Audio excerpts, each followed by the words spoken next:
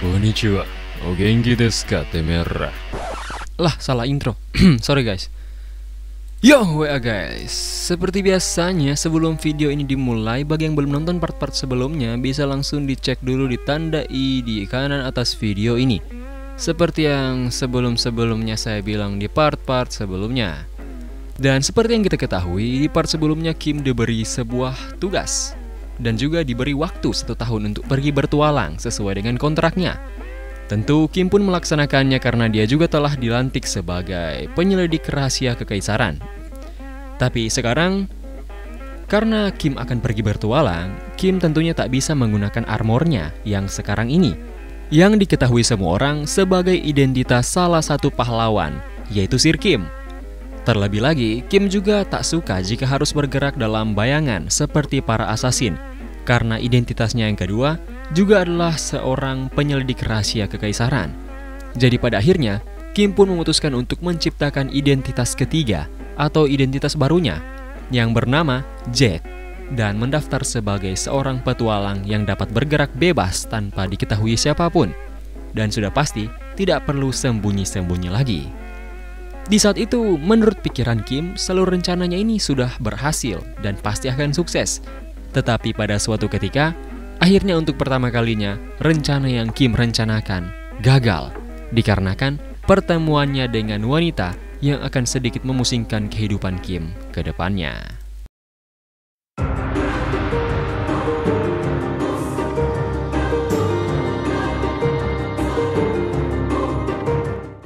Kembali ke beberapa jam yang lalu, setelah sang asasin pengawal Kim selesai dengan semua tugasnya, dia langsung meninggalkan TKP. Akan tetapi, asasin membuat kesalahan yang sangat fatal, karena dia tak menyadari kalau seseorang sedang mengikutinya, karena dia penasaran. Dan sudah pasti, orang tersebut juga melihat dan mendengar semua pembicaraan mereka, yang terlebih merupakan identitas Kim yang adalah rahasia dan penopang dari berdirinya kekaisaran ini. Dan kembali lagi ke masa sekarang, di mana wanita itu bertemu dengan Kim. Sudah tentu, di saat itu logika Kim mengatakan kalau dia harus membunuh orang ini. Tetapi lagi-lagi, Kim terpikir kalau gereja suci pasti akan memusingkan kekaisaran kalau itu terjadi. Apalagi Kim sadar kalau wanita ini dapat dimanfaatkan karena dia ini fans berat dari Kim tentunya. Jadi Kim pun menyelesaikan masalah ini dengan cara yang damai, tidak seperti biasanya. Tapi di saat itu, Kim membuat kesalahan karena wanita ini meminta Kim untuk mengangkatnya menjadi muridnya. Dan dengan terpaksa, Kim pun menurutinya dan menerimanya sebagai murid. Di saat ini, Kim telah mendapatkan sebuah misi sebagai seorang petualang. Dan misinya itu yaitu membersihkan para Griffin di wilayah Kavalov. Dan tentunya sang murid juga sangat ingin untuk ikut, yang menyebabkan Kim tak bisa berbuat apa-apa selain menyuruhnya untuk tidak mengacau. Sesampainya mereka di sana, mereka memutuskan untuk mengamati para Griffin dulu sampai saat yang tepat. Dan di saat itu, Kim menyuruh muridnya untuk membunuh para Griffin untuk melihat kemampuan dari muridnya ini. Dan dengan cepat, si murid pun segera mematuhi dari perintah si Kim. Dan kemudian bertarung dengan para Griffin dengan cara yang konyol. Sampai-sampai, Kim yang biasanya sangat tenang di segala situasi, menjadi sangat berbeda akibat melihat hal tersebut. Dan singkatnya, beberapa jam pun berlalu, dan si murid kembali pada gurunya untuk melapor. Di saat itu Kim kemudian berkomentar mengenai kemampuan bertarung dari muridnya yang sangatlah berantakan. Di saat itu, Kim menjelaskan semua kelemahan dan gerakan-gerakan yang percuma dilakukan oleh muridnya. Ya, semuanya terdengar sangat menyakitkan, karena itu merupakan yang selama ini dia latih. Saking menyakitkannya, komentar Kim bahkan hampir sampai membunuh keinginan bertarung muridnya. Namun sepertinya muridnya selama ini salah kaprah, karena yang Kim maksud di sini kalau dia itu sangat mirip seperti Kim. Jadi Kim berkata kalau lebih baik dia jangan bertarung menggunakan pedang, tetapi bertarung memakai tangan kosong sama seperti dirinya. Saat itu Kim pun memintanya untuk jangan cengeng seperti bocah dan ikut dengannya, karena dia akan menunjukkan contoh cara bertarung yang benar. Singkat cerita, Kim pun menunjukkan bagaimana cara bertarung yang sebenarnya. Di saat melihat itu, Ray, sang murid, menjadi sangat tak percaya dengan apa yang dia lihat, karena dia hanya bisa berkomentar bahwa cara bertarung gurunya ini sangatlah gila. Di sisi lain, saat itu Kim sedang mengamati Ray yang terlihat sedang mempelajari semuanya. Pada awalnya, Kim berniat untuk meninggalkan Ray saja, tapi setelah melihat Ray bertarung sebelumnya, mendadak Kim menjadi sangat excited dan bersemangat untuk menurunkan seni bela dirinya kepada Ray, atau bisa dibilang mengajari Ray sebagai muridnya. Namun di atas semua itu, Kim menjadi tahu kalau Ray adalah tipe yang sama sepertinya, yaitu tipe perubahan monster. Di sisi lain, Ray menjadi terlalu takjub dengan cara bertarung gurunya yang sangat brutal. Dan di situ perlahan-lahan pikirannya pun mulai menjadi seperti Kim, yang mendahulukan logika di atas segalanya dan memanfaatkan apapun yang ada untuk digunakan sembari membuang sesuatu yang merugikan dan mengancam kehidupan. Setelah selesai bertarung, Kim pun kembali dan kemudian bertanya mengenai yang Ray dapat dari melihat pertarungan tadi. Di saat itu, Ray sedikit bingung untuk menjelaskannya kepada Kim. Tapi Kim ternyata sudah tahu kalau Ray masih memiliki keraguan dan bisa dibilang masih sedikit bingung untuk mengambil keputusannya. Akan tetapi, sebagai seorang guru, Kim tak akan memaksakan kehendaknya untuk memilih cara bertarung muridnya. Setelah 3 hari, akhirnya Kim dan muridnya berhasil menyelesaikan semua quest yang diberikan oleh guild. Dan kemudian mereka berangkat untuk kembali ke kota demi menerima hadiah klaim quest tersebut. Akan tetapi, setelah sampai di sana, Kim pun mendengar kalau dia tak bisa mengklaim hadiah dari questnya, karena katanya hadiah itu sudah diklaim oleh orang lain. Singkatnya, di sini tuh Kim ditipu, dan dia yang kerja, orang lain yang klaim hadiahnya dan pencapaiannya. Jadi mungkin dia agak sedikit kesal karena itu. Bahkan di situ si resepsionis yang pengen mokat ini seperti menantang Kim, bahkan setelah tahu kalau Kim ini telah dicurangi. Jadi karena hal tersebut, Kim pada akhirnya melakukan sesuatu yang lebih masuk akal menurut logika miliknya. Di sisi lain, scene pun berpindah ke beberapa saat yang lalu, dan di sini terlihatlah dalang yang mencurangi Kim, yaitu guild master dari guild petualang di kota ini, yang bernama Julio Adventuras. Di saat itu, anak Julio menentang perbuatan buruk ayahnya yang mengambil hak orang lain. Tapi Julio di sini malah memarahi anaknya dan berkata kalau itu tak penting. Yang lebih penting adalah kesuksesan miliknya. Namun sementara itu, mereka pun mendengar sebuah teriakan yang berasal dari ruang depan. Dan setelah melihat apa yang terjadi di sana, orang ini pun menjadi kaget dengan yang dia lihat, yaitu pembantaian massal yang dilakukan oleh Kim. Apalagi setelah melihat kondisi tunangannya yang sok jago dan akhirnya kena karma.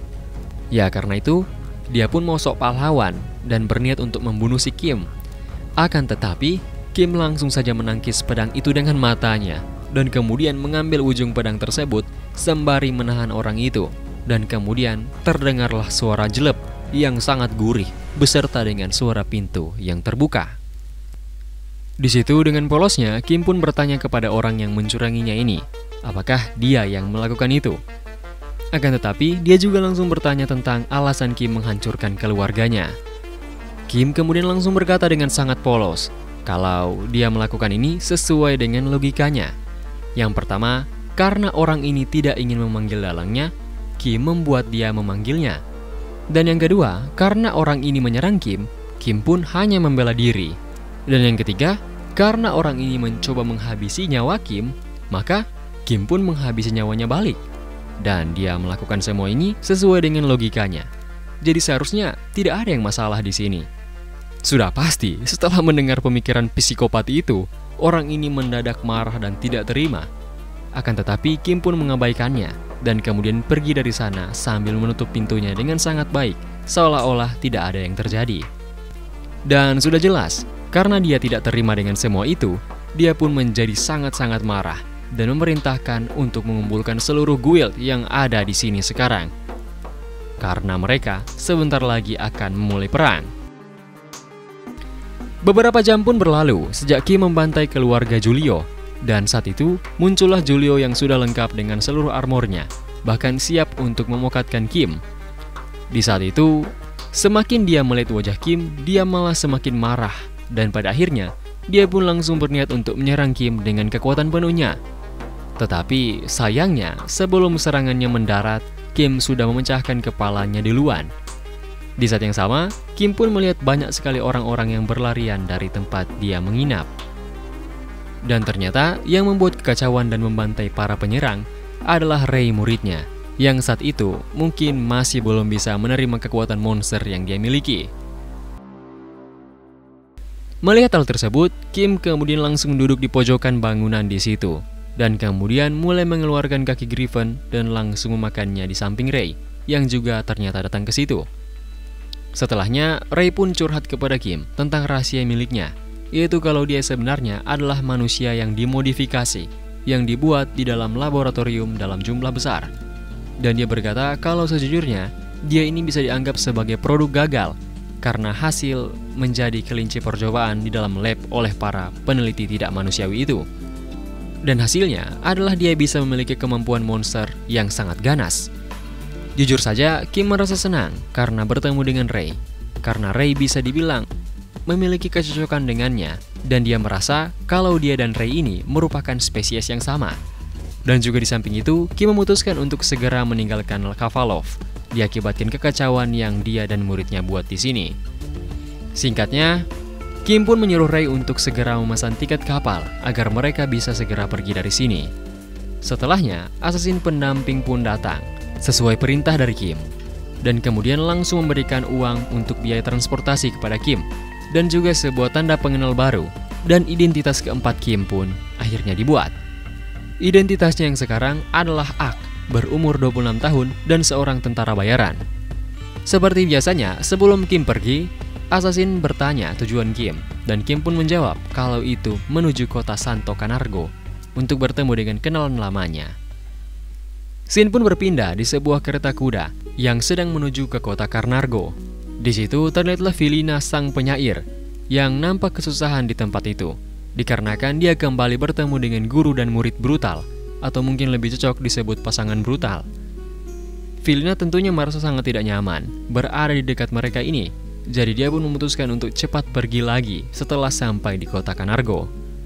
Di saat yang sama, terlihatlah Baron Canargo yang nampak pusing karena suatu masalah, yaitu masalah yang dibuat oleh almarhum Julio Adventuras yang sudah dikill oleh Kim sebelumnya. Baron sangat jengkel dengan orang ini karena dia selalu mengeksploitasi Dungeon dan beberapa misi, kemudian menggunakan semuanya untuk keuntungan dirinya sendiri. Namun, sementara dia memikirkan hal itu, salah satu prajuritnya pun masuk dan memberitahunya kalau dia harus memperlihatkan sebuah medal ini kepada Baron sesegera mungkin. Setelahnya, terlihatlah Baron yang sangat senang karena mengetahui kalau Mr. Kim telah mengklaim nyawa Julio.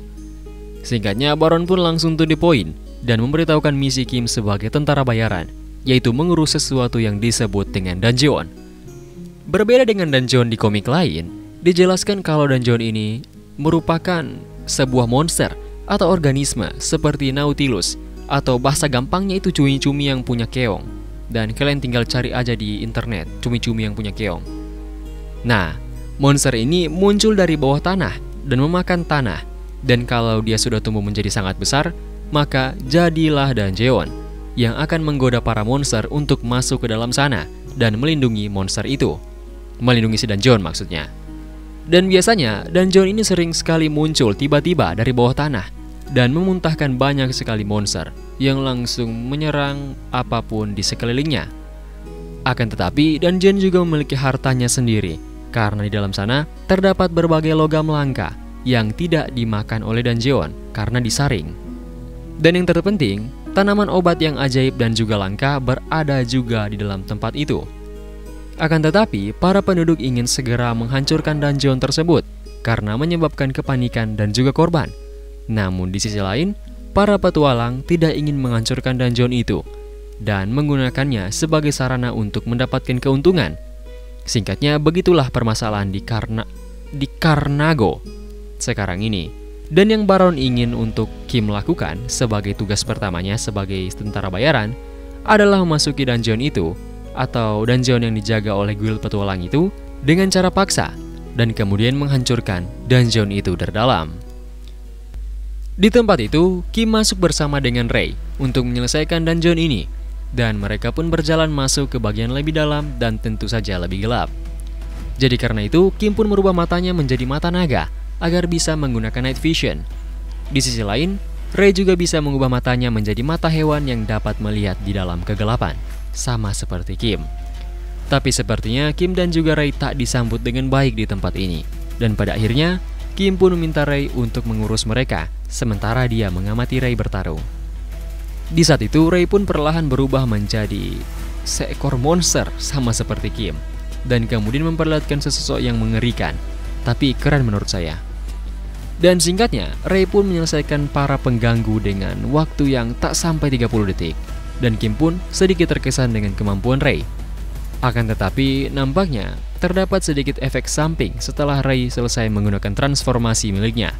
Dikarenakan jenis perubahan miliknya memang mirip seperti Kim, tetapi berbeda. Karena dia adalah hasil eksperimen dari para peneliti gila. Dan dia mungkin bisa disebut sebagai eksperimen tiruan dari berbagai monster. Setelahnya, Kim pun maju ke hadapan para mayat monster yang telah dibantai oleh Ray dan kemudian tentu saja memakannya. Namun mendadak, sesuatu pun terjadi kepada Kim. Dan untuk pertama kalinya, kita melihat Kim muntah karena memakan sesuatu. Di saat itu, Kim pun dengan cepat tahu kalau para monster ini merupakan senjata biologis yang digerakkan oleh sihir dari inti dan Jeon. Jadi sudah pasti dia tak bisa mencerna apalagi menggunakan kemampuan makhluk kotor ini. Dan dikarenakan hal tersebut, Kim menjadi sangat marah dan geram, kemudian memutuskan untuk menghancurkan dungeon ini sampai berkeping-keping dan segera keluar untuk berusaha meningkatkan kekuatannya lagi dengan lebih cepat agar tidak ada lagi yang bisa menandingi kemampuannya. Saat itu, Kim sudah sangat kesal karena dia merasa dibodohi dan ditantang oleh dungeon ini. Jadi dia pun mulai membantai apa saja yang dia lihat dan apapun yang berada di depan matanya. By the way, orang yang dikill sama Kim ini monster, tapi dia ini tipe undead dan Kim sudah sangat tahu tentang hal tersebut karena dia juga sudah sering melihatnya. Singkat cerita, Kim dan Ray pun sampai di ruangan yang nampaknya merupakan inti dungeon. Setelahnya, mereka pun membuka gerbang itu dan terlihatlah sesosok monster yang bukan naga, bukan wyvern, dan juga bukan monster lainnya, tetapi sebuah chimera, yaitu monster campuran, yang terbentuk dari gabungan berbagai macam monster menjadi sebuah senjata hidup. Dan di saat melihat monster tersebut, Kim merasa sangat tidak nyaman, karena dia seperti melihat spesiesnya sendiri, tetapi versi yang tidak sempurna. Dan entah kenapa, Kim merasa ingin cepat mengakhiri makhluk ini dengan menggunakan seluruh kekuatan yang dia miliki. Dan di saat itulah, dimulainya pertarungan antara dua makhluk dengan spesies yang sama, tetapi berbeda dalam berbagai aspek. Sang monster pun berusaha untuk menyerang Kim dengan seluruh kemampuannya. Akan tetapi, Kim dapat dengan mudah menangkal itu semua, dan dengan sangat gampangnya menghabisi monster tersebut dengan serangan cepat miliknya. Namun, sebelum monster ini mati, monster itu sepertinya sadar akan suatu hal, dan kemudian tertawa bersama dengan dirinya yang jatuh ke dalam kematian yang menimpanya. Sudah tentu, karena Kim juga melihat hal tersebut, Kim juga menduga kalau monster itu tertawa sebelum dia mati. Setelahnya, mereka pun lanjut ke bagian yang lebih dalam lagi, dan kemudian menemukan inti dungeon yang sebenarnya, yang terlihat sangat menjijikan. Tetapi, tidak ada istilah menjijikan di kamus Kim, karena demi untuk menjadi lebih kuat, dan hobi Kim yang sangat gemar bereksperimen, dia pun mencincang monster itu, dengan tujuan untuk memakan dan melihat kemampuan dari monster inti dungeon ini jika dikombinasikan dengan miliknya. Setelah melihat hal yang menjijikan itu, Ray beserta Kim pun bergegas untuk keluar dari dungeon ini sebelum dia runtuh. Akan tetapi, sesampainya mereka di atas, ternyata Kim telah ditunggu oleh banyak sekali prajurit kerajaan yang ternyata dibawa oleh penjaga dungeon ini yang tidak senang dengan tindakan yang telah Kim lakukan. Namun di saat itu, Kim pun tersenyum karena dia tahu kalau orang-orang ini adalah orang-orangnya. Jadi dia pun dengan senang hati mau ditangkap. Dan sesuai dengan kemauannya, Kim pun ditangkap dan dibawa oleh pasukan kerajaan untuk diadili. Di saat itu, sementara dia duduk, Kim teringat kalau dia juga pernah ditangkap seperti ini dulu sekali. Dan itu adalah chapter pertama komik ini, di mana Kim pertama kalinya ditangkap. Dan Kim pun seperti bernostalgia terhadap hal yang normalnya tak akan mau diingat lagi oleh kebanyakan orang. Dan dengan begitu, inilah akhir dari season 1 komik ini. Jadi silahkan beri tanggapan kalian tentang komik ini di kolom komentar. Dan sampai jumpa di komik selanjutnya.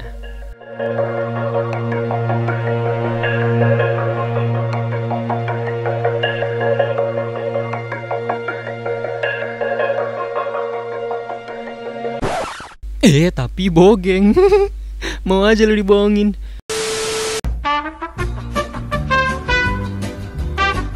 By the way memang bener ya, ini tuh udah selesai season 1-nya. Tapi sayanya aja yang kepengen lanjut gitu loh, supaya nih komik cepat selesai juga. Cerita pun berlanjut. Setelah Kim dibebaskan, dan kemudian terlihatlah suasana di kapal pengangkut yang lagi dan lagi terdapat Filina di dalamnya yang sedang bermain musik untuk menghibur orang-orang. Di saat itu dengan tiba-tiba, kapal tersebut diserbu oleh segerombolan bajak laut yang nampaknya memparodikan Luffy dari anime One Piece. Singkatnya, kapal itu pun terbajak oleh mereka. Dan hal tersebut membuat tokoh utama kita, Kim, keluar dari sana karena dia merasa terganggu. Di saat itu, karena beberapa alasan, Luffy KW ini pun sosokan berkata ingin merekrut MC kita yang terlalu OP. Akan tetapi, sayang 5 miliar triliun kuadriliun kali sayang, Kim kemudian membakar si Luffy KW dengan kemampuan baru yang dia dapatkan dari Inti dan John yang dia sementara makan tadi. Dan bagi yang nggak paham akan saya jelaskan sedikit. Seperti yang telah dijelaskan, Inti dan John ini mempunyai kemampuan untuk mengontrol feromon, di mana dia dapat membuat feromon bergerak dan menyemprot keluar dari pori-porinya. Dan bagaimana jika hal itu ditambahkan dengan kemampuan nafas naga, kemampuan kelenjar keringat lizardman, dan kemampuan pembuluh darah dinosaurus? Yap, sudah pasti Kim dapat mengeluarkan api atau apapun yang dia produksi di dalam tubuhnya lewat pori-pori miliknya dengan sesuka hati. Dengan begitu, sang Luffy KW pun terbakar sampai gosong. Dan jelas, para anak buahnya yang lain juga langsung diselesaikan oleh Ray. Dan seperti yang saya jelaskan tadi, sekarang Kim dapat mengeluarkan apapun yang dihasilkan oleh tubuhnya. Dan itu dikeluarkan dari pori-pori tubuhnya. Mulai dari racun mematikan, bahkan racun paralisis atau racun pelumpuh. Ditambah lagi, Kim juga sekarang bisa berakselerasi menggunakan ledakan api yang dia keluarkan dari kakinya, yang membuat dia akan semakin sulit untuk diserang, bahkan untuk ditangkap pun. Di sisi lain, sementara itu semua, Filina nampaknya sedikit menyesal karena dari sekian banyak perjalanannya dan dari sekian banyak alat transportasi yang dia gunakan, Filina malah sangat sial dan malah bertemu lagi dengan Kim di tempat ini. Setelahnya, kru kapal pun berterima kasih kepada Kim yang telah menyelamatkan nyawa mereka. Di sisi lain, Ray bertanya pada Kim kalau dia seperti merasa kalau pergerakannya menjadi lebih halus dari sebelumnya. Tapi dia tidak tahu apa artinya itu. Saat itu, Kim pun berkata kalau Ray telah mempelajari cara idealnya untuk bergerak, yaitu dengan cara bergerak dan bertarung seperti halnya monster. Jadi sudah jelas, Ray akan merasa kalau dia telah berkembang. Ray juga saat itu berkata pada Kim kalau dia juga ingin belajar bagaimana cara gurunya mengeluarkan api dan racun dari tangannya. Mendengar itu pun, Kim langsung berpikir sejenak karena kata-kata Ray tadi, dan agak tertarik karena jika Ray mempelajari semua itu, maka dia akan kehilangan rasa kemanusiaannya dan menjadi sama seperti Kim. Cerita pun berlanjut sesampainya mereka di sebuah kota pelabuhan, dan juga bisa kita bilang sebagai kota hybrid hewan laut. Sesampainya mereka di depan penginapan sewaan mereka, Kim pun menyuruh Ray untuk masuk duluan saja karena dia memiliki sebuah urusan lain yang harus dia urus. Dan urusannya yaitu bertemu dengan assassin dan pastinya mengambil sebuah kartu identitas dan membuat identitas baru lagi. Dan identitasnya yang sekarang adalah Jack Clark yang berumur 31 tahun dan merupakan seorang kesatria tingkat menengah.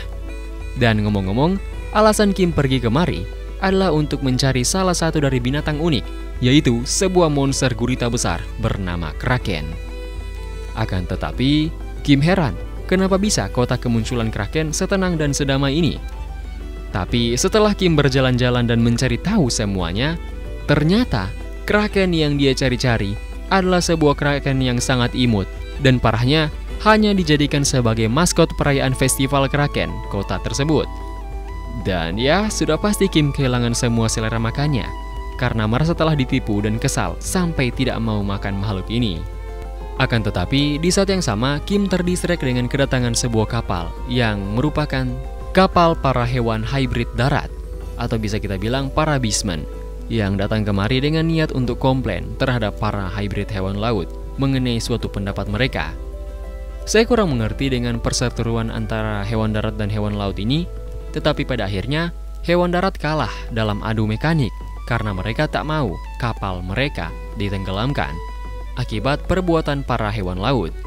Jadi mereka pun pergi dari sana sambil memperingatkan kalau mereka akan kembali lain kali dan pasti mereka akan menang. Setelahnya, Kim kemudian mendekat kepada orka dan berkata kalau ada yang ingin dia tanyakan. Sesampainya mereka di pangkalan orka, mereka berdua pun memulai perbincangan mengenai masalah yang membuat hybrid darat dan laut berkelahi tadi. Singkatnya dijelaskan kalau hybrid darat itu datang atas nama guild petualang dan tujuan mereka adalah untuk membunuh bayi kraken tadi. Alasan mereka melakukan itu karena dulu sebelum perang dengan Raja Iblis selesai, kota ini diserang oleh kraken yang dijinakan oleh iblis, yang menyebabkan banyak sekali kerusakan serta korban jiwa. Dan setelah kekalahan para iblis, orka pun memutuskan untuk memusnahkan semua telur kraken. Tetapi dia malah bertemu dengan bayi kraken yang baru menetas, dan bayi kraken itu mengira kalau orka adalah orang tuanya. Jadi dia pun mengikuti orka kemanapun orka pergi. Dan akhirnya si kraken ini menjadi jinak dan baik. Tujuan dari para hybrid darat itu adalah ingin menghabisi bayi kraken dengan alasan kalau dia ini adalah makhluk berbahaya. Tapi nyatanya mereka juga ternyata memiliki tujuan lain, yaitu merebut kota pelabuhan ini. Karena jika dilihat dari umur sejarah persahabatan hybrid darat dan air ini baru mencapai 50 tahun. Dan selama 50 tahun itu, mereka selalu berniat untuk merebut wilayah ini dan tidak pernah menyerah bahkan sampai sekarang. Mereka juga sempat memanfaatkan lisensi petualang mereka untuk menjebak kota ini sebagai kota yang melanggar hukum katanya. Setelah mendengar semua itu, Kim pun menawarkan sebuah bantuan. Tetapi dia bertanya apa yang akan orka berikan kepadanya sebagai imbalan dari bantuan ini. Singkat cerita, mereka telah bernegosiasi dan Kim pun pergi dari sana. Akan tetapi, orka di situ terlihat sangat ketakutan dan memperingatkan para anak buahnya atau siapapun di kota ini untuk tidak pernah mencari masalah dengan Kim, karena dia merasa kalau Kim itu bukan manusia, tetapi seorang monster dari para monster. Di saat yang sama, ternyata Ray yang sedang mencari tempat untuk makan di sekitar penginapannya. Tapi di situ dia secara kebetulan bertemu dengan seorang pengurus dari gereja suci katanya. Dan setelah mengetahui identitas dari Ray sebagai kesatria suci, orang ini pun memperingatkan Ray mengenai senjata iblis yang katanya disembunyikan di kota ini. Ray saat itu sangat kaget dan agak kebingungan dengan kata-kata orang ini. Dan pada akhirnya mereka pun memutuskan untuk pergi berbicara di sebuah resto makanan laut di sekitar situ. Di situ orang yang katanya utusan gereja ini berkata kalau ada kraken ganas yang disembunyikan di kota ini. Dan dia sudah melapor, tapi tidak ada yang percaya. Nah, di saat mendengarkan semua omongan orang itu, Ray menjadi sangat curiga akan sesuatu akibat pemikirannya yang mulai mirip seperti Kim, yaitu menggunakan otak dan tetap tenang dalam segala situasi. Ray pastinya merasa kalau ada yang mencurigakan. Jadi dia pun langsung membuat pingsan orang tersebut dan segera membawanya untuk penyelidikan lebih lanjut. Di sisi lain, terlihatlah Kim yang sedang pergi untuk menjalankan tugasnya. Singkatnya, tugas Kim sekarang adalah pergi ke markas hybrid darat di kota yang terletak di dekat kota pelabuhan.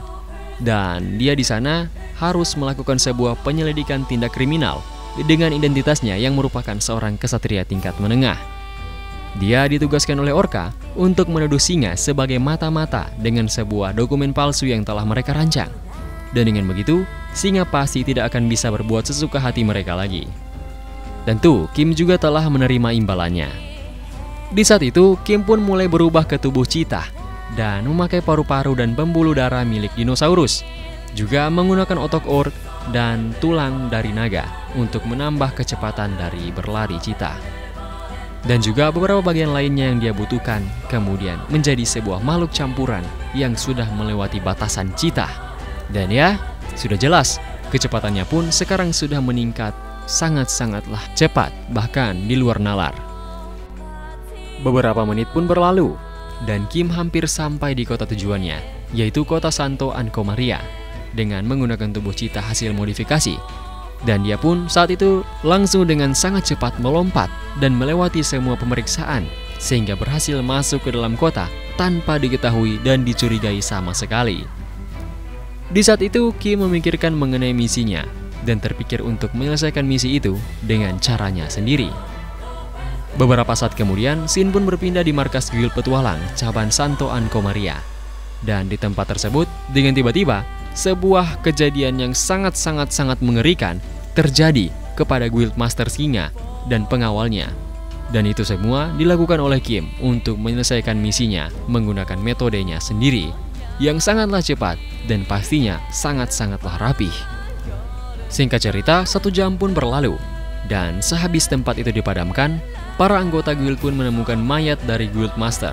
Dan saat itu, Kim pun langsung muncul dan berkata akan memulai penyelidikan di tempat tersebut karena dia adalah kesatria tingkat menengah. Di tempat itu, Kim pun memanfaatkan kerumunan untuk meyakinkan mereka semua kalau Guild Master Singa adalah mata-mata. Bahkan, Kim juga telah menyiapkan sebuah rencana untuk menyelipkan dokumen palsu yang dia bawa agar mudah ditemukan di tempat tersebut. Dan dengan begitu, tugasnya pun akhirnya selesai dengan sangat cepat.